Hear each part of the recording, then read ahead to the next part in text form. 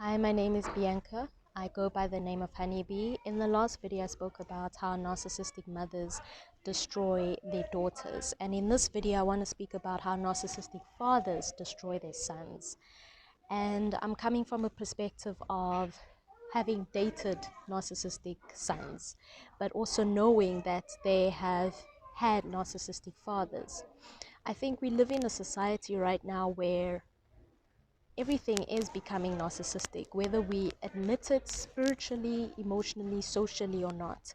We are very self-centered, and we are taught to be self-centered because that's the narrative right now. You know, me. You know, even this cell phone in front of me is me, you know, and it's just the self-awareness of self and the extent of how far we go as self, but mainly also the observation of what does self mean and how far do you take it.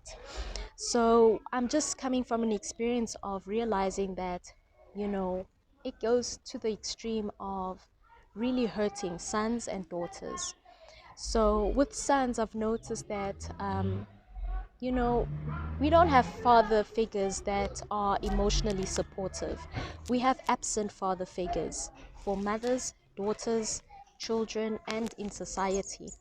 But I think it really affects the men because there's a subtle hidden pattern that continues from man to man, and how there's an emotional avoidance simply because of what their father did to them.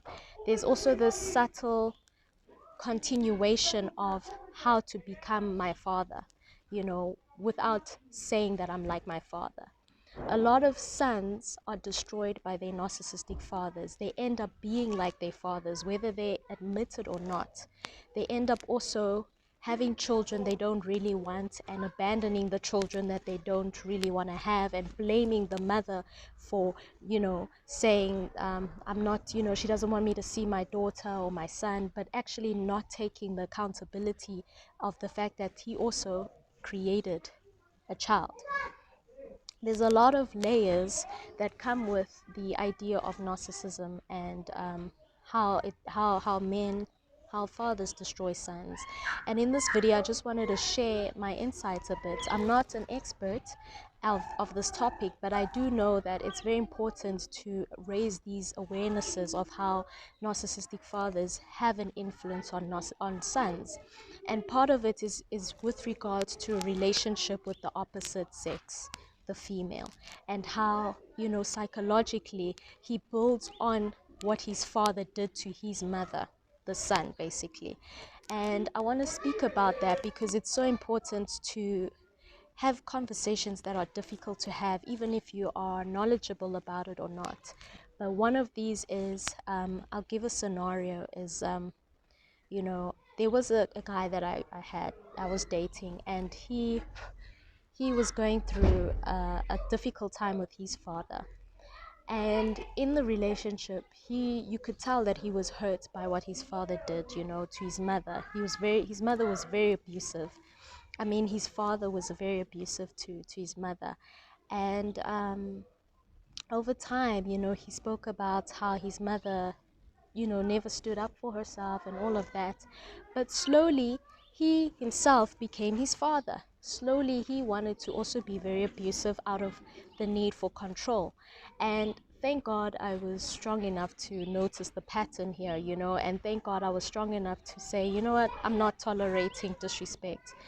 But what I noticed is, because of the fact that he didn't heal, he ended up carrying traits of his own father onto, you know, the relationship and onto the woman that he started dating afterwards. And this, for him, he thought was being a man. And, you know, the man and the image of being a man is like, where do you get it from? You get it from the men that you grew up with, whether they were good role models or bad role models. And these are topics to talk about because I don't think that certain sons who have been raised by narcissistic fathers have actual positive role models. And we need to talk about this because it's so important for men to have good, positive father role models.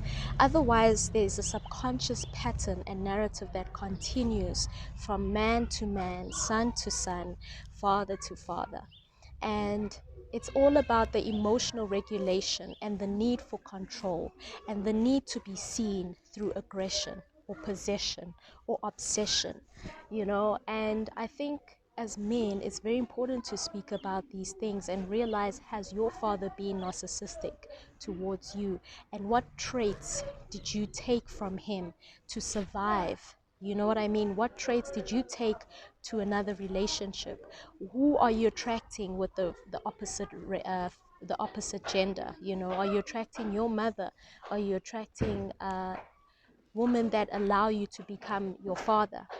These are conversations we should have. And I think I just want to reference here that the best person to learn from is Dr. Ramani. I'll leave the link below. She is an expert on narcissism and psychology, and it's just important to know that there are people who really go through these things and really want to dive deeper into how to heal trauma from our parents. These are the topics we need to start speaking about, and these are the topics we need to start addressing, whether we are experts or not. So I'll speak to you in the next video, and I hope this helped with somebody, that there is, you know, you're not alone in this as a man, and it's very important to heal so that you don't become your own father, and you also don't create children or abandon children simply because of the tendencies that your father created with you.